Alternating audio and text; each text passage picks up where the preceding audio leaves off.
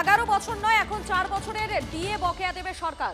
2016 19 এবং 2016 থেকে 19 এবং 4 বছরের বকেয়া ডিএ দুভাগে দেওয়া ঘোষণা করেছে রাজ্য সরকার। প্রথম ভাগ মার্চে, দ্বিতীয় ভাগ সেপ্টেম্বরে দেবে এবং শুধুমাত্র গ্রুপ ডি কর্মীদের অ্যাকাউন্টে বকেয়া দেবে সরকার। গ্রুপ এ বি সি কর্মীদের বকেয়া ঢুকবে প্রভিডেন্ট ফান্ডে।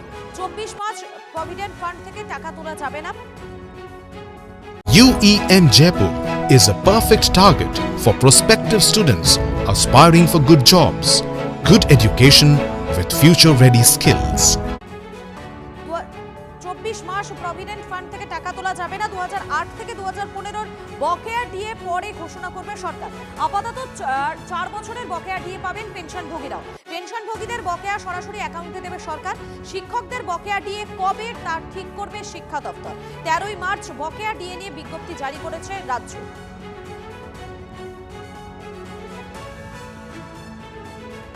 সংগ্রামী যৌথ মঞ্চের তরফে অবশ্য অভিযোগ, তাদের সঙ্গে এটাও এক ধরনের প্রতারণা। ভাওতাবাজির অভিযোগে সরব হয়েছে তারা। তাদের দাবি সরকার পালিয়ে বাঁচতে চাইছে। যেটুকু আমার মনে হলো যে সুপ্রিম কোর্টের রায়টাকে এখানে পুরোপুরি মেনে নেওয়া হয়নি। 31শে মার্চের মধ্যে 2 কিস্তি দেওয়ার কথা বলা হয়েছিল, এখানে আংশিক সুপ্রিম কোর্টের রায়টাকে কমপ্লাই করা হয়েছে। আমরা এটাকে নিয়ে আবার ফার্দার কোর্ট কন্টেম্পটের মামলাতে যাবো কিনা সেটা নিয়ে আমাদের আইনজীবীদের সাথে কথা হচ্ছিল। গ্রুপ ডি কর্মচারী ছাড়া বাকিদেরকে পিএফে দেওয়া হবে এবং সেই পিএফ 2 বছরের জন্য লক থাকবে। আমাদের ক্ষেত্রে মনে হয়েছে যে এইটা আর এক ধরনের প্রতারণা করা হবে, এর বিরুদ্ধে লড়াই চলবে।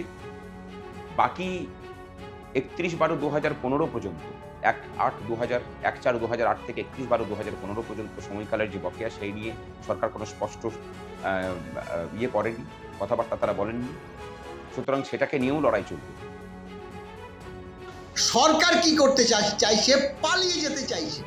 পালিয়ে যেতে চাইছে এই কারণ মার্চ মাসে মানে যদি 16 থেকে 19 তার যদি দুটো পার্ট করে, তাহলে দেখা যাবে যে 16 থেকে 19-এর দুটো পার্ট করলে প্রথম পার্টে খুব একটা বেশি হবে না, অল্প কিছু দিয়ে তারা সেপ্টেম্বর পর্যন্ত চলে যাচ্ছে। তার মধ্যে ক্ষমতায় যদি না আসে তাহলে তো তাদের দিতেই হচ্ছে না, আর ক্ষমতায় আসলে পরে সেই সেপ্টেম্বর পর্যন্ত টেনে নিয়ে যাচ্ছে। এটা কোনো মতেই আমরা মান্যতা দেব না। এটা সুপ্রিম কোর্টের অর্ডারকে ভায়োলেট করেছে। স্বাভাবিকভাবে আমরা আবার আমাদের যে কন্টেম্পটা আছে, সেই কন্টেম্প পরিপ্রেক্ষিতে আমরা সেটাকে মেনশন করে কন্টেম্পটাকে এগিয়ে এনে আমরা সর্বোচ্চ আদালতের দ্বারস্থ হব।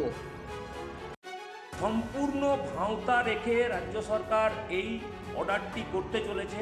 অর্থাৎ 2 বছর যে টাকাটা দেখতে পাবেন না, 2 বছর পর দেখতে পাবেন, মানে 2 বছর পর টাকাটা ঢোকাতে চাইছেন। আমরা এই অর্ডারের সম্পূর্ণ বিরোধিতা করছি।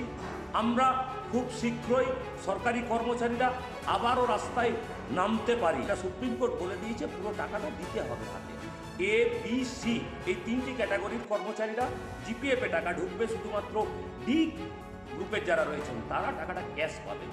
এছাড়াও পেনশন হোল্ডারদের ক্ষেত্রেও একই 16 থেকে 19 ওই টাকাটা দেবেন, ওনাদেরও একটা আলাদা অর্ডার করা হয়েছে। এটা সম্পূর্ণ সরকার রাজ্য সরকারি কর্মচারীদের সাথে ভাঁওতা করেছেন এবং ভোটে জেতার একটা কৌশল নিয়েছেন।